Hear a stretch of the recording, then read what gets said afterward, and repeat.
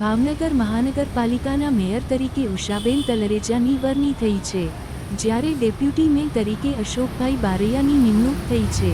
Standing કમિટીના chairman તરીકે કિશનભાઈ મહેતા તથા શાસક પક્ષના નેતા તરીકે લાલભાવાળા અને દંડક તરીકે રિંકુબેન સુરેશભાઈ માંગુકિયાની નિમણૂક થઈ છે.